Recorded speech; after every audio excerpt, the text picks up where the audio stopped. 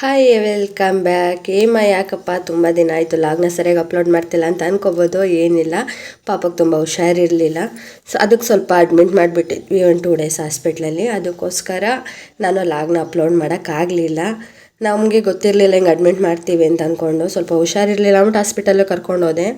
ಅದರಲ್ಲಿ doctor emergency admit ಮಾಡಲೇಬೇಕು, ತುಂಬ ಪಾಪು ಸುಸ್ತು ಬರ್ತಿದೆ ಅಂತಂದರು ಅಂದ್ಬಿಟ್ಟು ಅಡ್ಮಿಷನ್ ಮಾಡಿಬಿಟ್ವಿ ಕೊನೆಗೆ.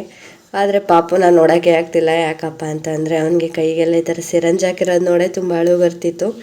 ಫೈನಲಿ ಬೆಳಿಗ್ಗೆ ಅಡ್ಮಿಷನ್ ಮಾಡಿದ್ದಕ್ಕೆ 8 ಗಂಟೆಗೆ ಸಂಜೆ 5:15ವರೆಗೂ ಮೇಲ್ಗಡೆ ಎದ್ದಿಲ್ಲ. ಸುಮ್ಮನೆ ಅಳುವೇ ಸ್ಟಾರ್ಟ್ ಆಯಿತು ಹೊರ್ತು ನಿಂತ್ಕೊಳ್ಳೂ ಇಲ್ಲ, ಆಟ ಆಡಲೂ ಇಲ್ಲ. 5 ಗಂಟೆ ಮೇಲಿದ್ದು ಆಟ ಆಡ್ತಾ ಇದ್ದಾನೆ, ನೋಡ್ಬೋದು ನೀವು. ಅವನಿಗೆ ಸಿರಂಜ್ ಬಿಚ್ಚೋರ್ಗೂ ಸಮಾಧಾನ ಆಗ್ತಿಲ್ಲ, ಸಿರಂಜ್ ಬಿಚ್ಚು ಅಂತಲೇ ಹೇಳ್ತಾ ಇದ್ದಾನೆ. ನನ್ನ ವಿಡಿಯೋ ಯಾರ್ಯಾರು ಇಷ್ಟಪಟ್ಟು ನೋಡ್ತಾ ಇದ್ದೀರಾ ಪ್ಲೀಸ್ ಸಬ್ಸ್ಕ್ರೈಬ್ ಮಾಡಿ, ಹಾಗೆ ಸೈಡಲ್ಲಿ ಕಾಣೋ ಬೆಲ್ಲೈಕನ್ನ ಕ್ಲಿಕ್ ಮಾಡಿ. ತುಂಬ ಜನ ಈಗ ನಾನು ಲಾಗ್ನ ಅಪ್ಲೋಡ್ ಮಾಡಲಿಲ್ಲ ಅಂತ ಅನ್ಸಬ್ಸ್ಕ್ರೈಬ್ ಆಗಿದ್ದೀರಾ. ಸೊ ಏನು ಬೇಜಾರೇನಾಗಲ್ಲ, ನೀವು ಅನ್ಸಬ್ಸ್ಕ್ರೈಬ್ ಮಾಡಿದ್ರು ಕೂಡ ಫಾಲೋ ಮಾಡೋರು ತುಂಬಾ ಇದ್ದಾರೆ. ಏನು ತಲೆಯನ್ನು ಕೆಡಿಸ್ಕೊಳ್ಳೋಗಿಲ್ಲ. ಇನ್ನು ನನ್ನ ವಿಡಿಯೋ ನೋಡಿ ಪ್ಲೀಸ್ ಲೈಕ್ ಮಾಡಿ. ಅದಕ್ಕೋಸ್ಕರ ನಾನು ತುಂಬ ದಿನದಿಂದ ಲಾಗ್ನ ಅಪ್ಲೋಡ್ ಮಾಡೋಕ್ಕಾಗಲಿಲ್ಲ. ಯಾಕಂದರೆ ಹಾಸ್ಪಿಟ್ಲಲ್ಲೇ ಇದ್ದಿದ್ದ ಕಾರಣ ಲಾಗ್ನ ನಾನು ಅಪ್ಲೋಡ್ ಮಾಡಲಿಲ್ಲ. ಹಂಗೆ ತುಂಬ ವೀಡಿಯೋನೂ ಮಾಡೋಕ್ಕಾಗಲಿಲ್ಲ. ಅದಕ್ಕೋಸ್ಕರ ಬರೀ ಶಾರ್ಟ್ ಮಾತ್ರ ಆಗ್ತಿದ್ದಿದ್ದು. ಇನ್ಮೇಲೆ ಲಾಗ್ನ ನಾನು ಕಂಟಿನ್ಯೂ ಮಾಡ್ತೀನಿ ಅಂತ ಹೇಳ್ತೀನಿ ನಾನು. ಯಾಕಪ್ಪ ಅಂದರೆ ಪಾಪು ಕೂಡ ರಿಕವರ್ ಆಗಿದ್ದಾನೆ, ತುಂಬಾ ಚೆನ್ನಾಗಿದ್ದಾನೆ. ನಿಮಗೆಲ್ಲ ಆಶೀರ್ವಾದ ತುಂಬಾ ಇದೆ ಅನಿಸುತ್ತೆ ನನ್ನ ಮಗನ ಮೇಲೆ. ಅವ್ನು ಕ್ಯೂಟಾಗಿರೋದಕ್ಕೂ ಕೂಡ. ಹಾಗಾಗಿ ಪ್ಲೀಸ್ ಎಲ್ಲರೂ ಲೈಕ್ ಮಾಡಿ. ಅವ್ನು ತುಂಬ ಹುಷಾರಾಗಿದ್ದೇನೆ ಅಂತ ಹೇಳೋಕ್ಕೆ ಇಷ್ಟಪಡ್ತೀನಿ ನಾನು.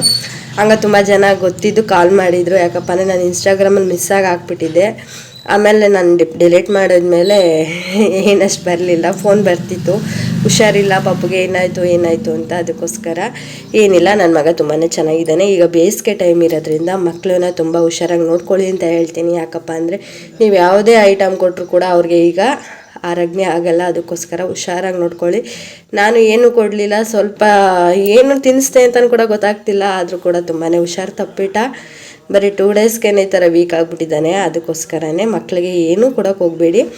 ಇನ್ನು ನಾವು ಎಲ್ಲ ಬೆಳಗಿನ ಸಂಜೆವರೆಗೂ ಆಟ ಆಡಿಸಿದ್ವಿ, ನೈಟ್ ಕೂಡ ಮಲಗಿಸಿದ್ವಿ. ಸುಮ್ಮನೆ ಮಲ್ಕೊಂಡ ಅಂದರೆ ಸಿರಂಜ್ ಬಿಚ್ಚು ಅಂತ ಹೇಳ್ತಾ ಇದ್ದೆ, ಅದ್ರ ಫೈನಲಿ ಮಲಗಿಸಿದ್ವಿ. ಯಾಕಂದರೆ ಇಂಜೆಕ್ಷನ್ ಹಾಕ್ಬಿಟ್ಟಿದ್ರು ಡಾಕ್ಟ್ರು. ಅದಕ್ಕೋಸ್ಕರ ಥ್ಯಾಂಕ್ ಯು. ವಿಡಿಯೋ ಇಷ್ಟ ಆದರೆ ಥ್ಯಾಂಕ್ ಯು.